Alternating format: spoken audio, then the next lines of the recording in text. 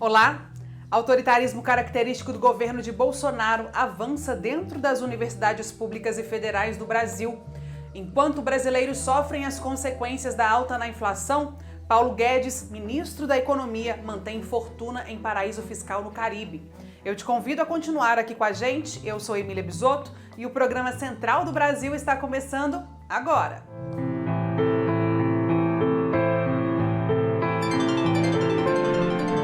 Central do Brasil. Conhecido no Brasil como Dia Mundial do Sem Teto, o dia 5 de outubro existe para promover a reflexão sobre os problemas da cidade e da moradia. No nosso país, boa parte da população brasileira não tem esse direito reconhecido. Com a pandemia, essa condição se agravou ainda mais. Pablo Bandeira, da Coordenação Nacional do Movimento dos Trabalhadores e Trabalhadoras por Direitos, nos dá um recado. Embarque imediato. E nós estamos aqui hoje, na capital federal, Brasília. Os movimentos populares urbanos ocupam as ruas nesse dia 5 de outubro de 2021, Dia Mundial do Sem Teto, para denunciar os despejos que têm acontecido em todo o Brasil e pautar a moradia popular destruída pelo governo Bolsonaro, que acabou com o programa Minha Casa Minha Vida.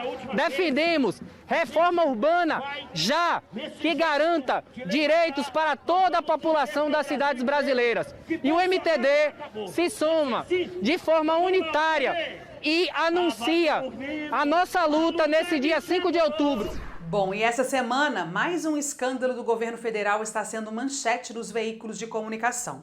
Em um vazamento de informações, documentos revelaram que o atual ministro da Economia, Paulo Guedes, mantém 9,55 milhões de dólares nas Ilhas Virgens Britânicas, um paraíso fiscal no Caribe. Isso mesmo, mais de 9 milhões de dólares, o que equivale a mais de 50 milhões de reais.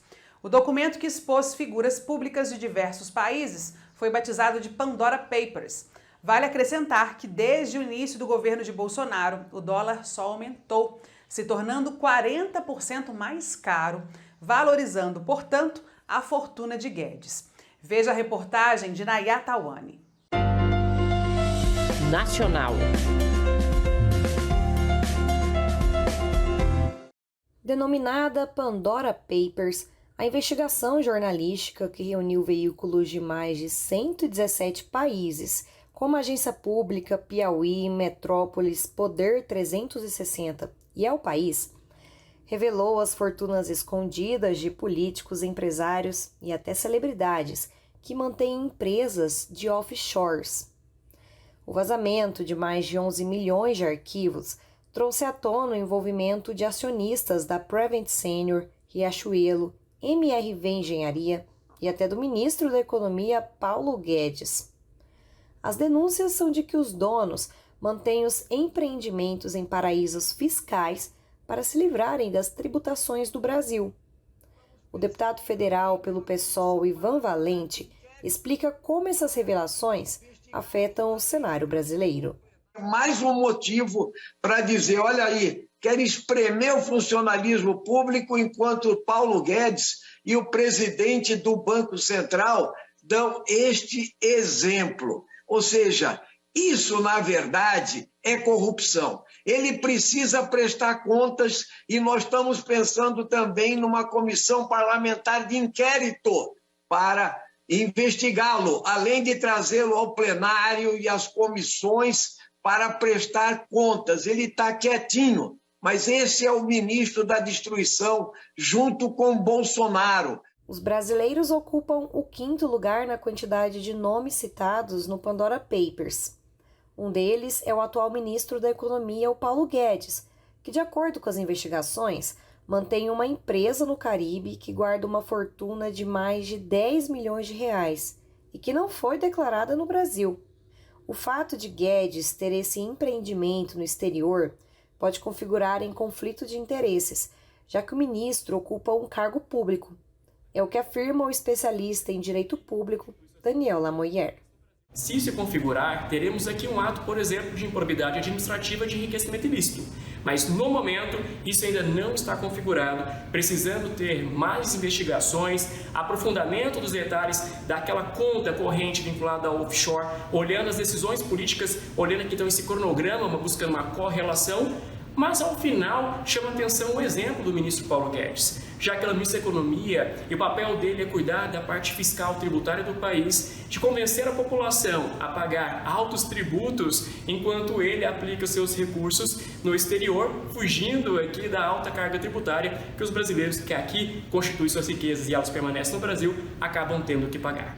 Os documentos também mostram que os proprietários brasileiros de offshores devem cerca de 16 bilhões de reais em impostos à União.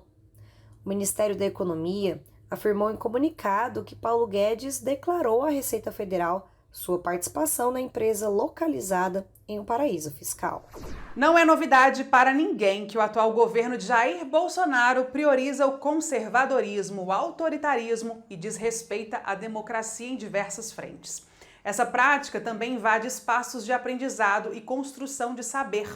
Desde o início dessa gestão, as universidades vêm sofrendo retaliações e ataques que visam desmantelar universidades públicas e federais do país. Para esta conversa, convidamos o Daniel Cara, educador e coordenador geral da Campanha Nacional pelo Direito à Educação.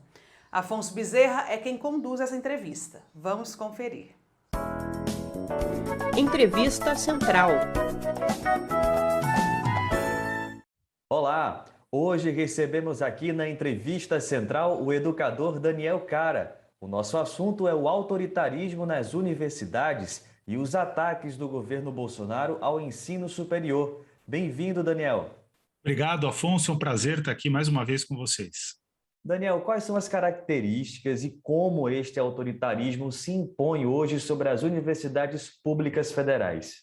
O autoritarismo ele já vinha trabalhando de maneira muito presente nas universidades através da lógica neoliberal. É sempre importante dizer que o neoliberalismo na América Latina, a partir do caso chileno, certamente, com Pinochet, ele se associa a estratégias que são estratégias autoritárias. Então, a racionalidade neoliberal ela impôs um produtivismo às universidades brasileiras que nada tem a ver com produção científica. Mas, além da imposição neoliberal que continua no governo Bolsonaro, agora também existe uma pressão de ordem fascista. E veja só o que acontece no Brasil. O Brasil consegue ir além do neoliberalismo pinochetista, pautado pelas teses do Pinochet. O Brasil, na prática, ele ingressa num neoliberalismo fascista, que eu costumo chamar de fascismo miliciano, que é a própria lógica do governo Bolsonaro, no sentido de que impede a livre expressão na universidade, impede, inclusive, estratégias de resistência, mas essa tentativa de impedir a universidade de realizar o seu papel encontra uma resistência que cada vez também está mais organizada. O Bolsonaro não respeitou, não vem respeitando as indicações da lista tríplice em diversas eleições para reitor no país. Isso pode ser considerado um reflexo desse autoritarismo do governo? E quais são as consequências disso? Esse é o caso mais claro, né, de tentativa de imposição do governo Bolsonaro a uma prática antidemocrática que ele tem buscado aperfeiçoar, inclusive. É importante dizer que há muitos anos, inclusive, em diversos governos estaduais, em que nós temos universidades estaduais importantes, vários governadores já não respeitavam a lista tríplice. O governo do presidente Lula e da presidenta Dilma colocaram como critério fundamental que reitor eleito ou reitora eleita é reitor empossado ou reitora empossada, ou seja, aquilo que a comunidade universitária determinar, o governo tem a obrigação de seguir. Bolsonaro vai no caminho diferente, ele vai tentando, na prática, fazer vários esquemas de burlar a lista tríplice, inclusive tentando colocar pessoas que sequer estão na lista tríplice. Ele está, de fato, agindo de maneira completamente antidemocrática, tentando desconstruir, inclusive, institutos federais de educação superior, fazer com que esses institutos eles sejam dispersos em diversas unidades para poder impor reitores.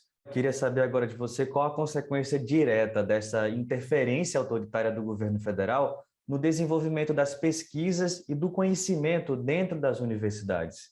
Nesse sentido, o Bolsonaro ele tenta desesperadamente desconstruir as linhas de financiamento de pesquisa, ele procura impor um limite claro às ciências humanas e à filosofia, e ele não tem conseguido fazer isso. A gente, de fato, mesmo extremamente fragilizados pelo subfinanciamento, a gente tem conseguido responder. Mas em relação às outras ciências, ele também se torna um opositor. A gente vê na pandemia, por exemplo, todo o esforço de oposição do Bolsonaro às ciências da saúde, por um motivo exclusivamente estratégico. O Bolsonaro, ele representa no Brasil aquilo que existe de mais nefasto do pensamento tradicionalista, que é a linha a qual o Bolsonaro se filia, que é neoliberal em termos econômicos, mas é ultra-reacionária em termos sociais, em termos filosóficos e em termos políticos. Hoje, quais são as pautas prioritárias do Ministério da Educação e qual a conexão delas com a realidade do ensino no país?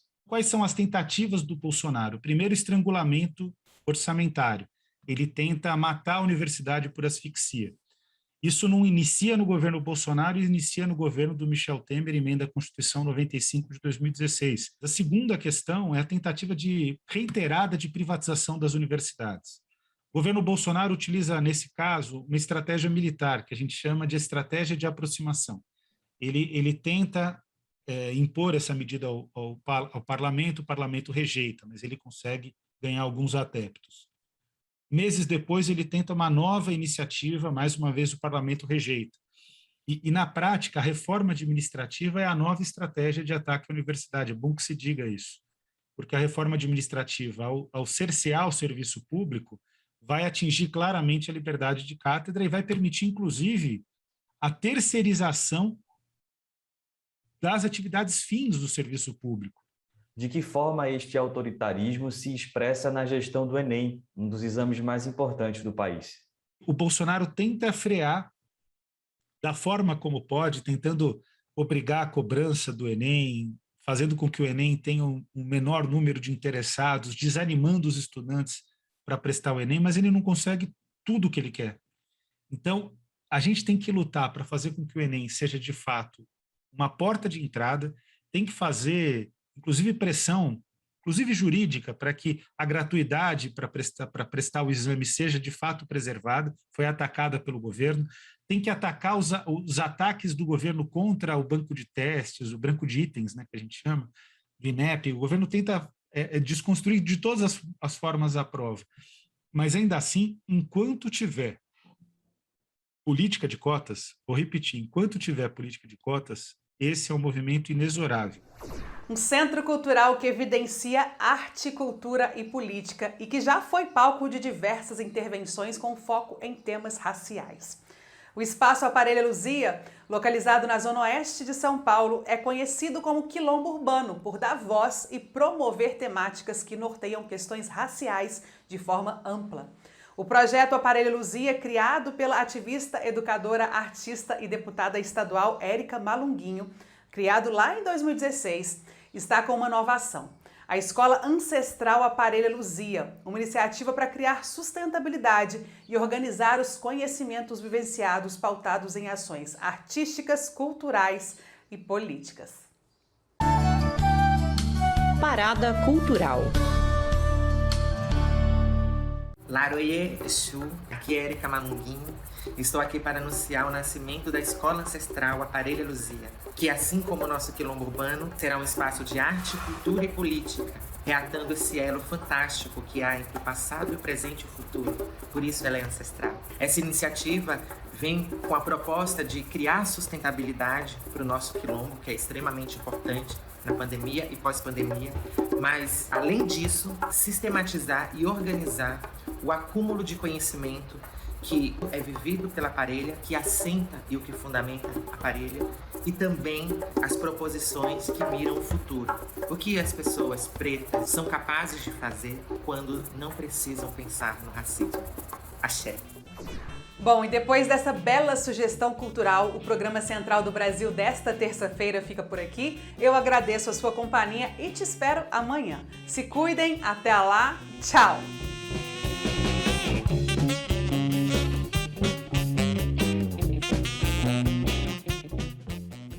Central do Brasil, a rede de comunicação dos movimentos populares.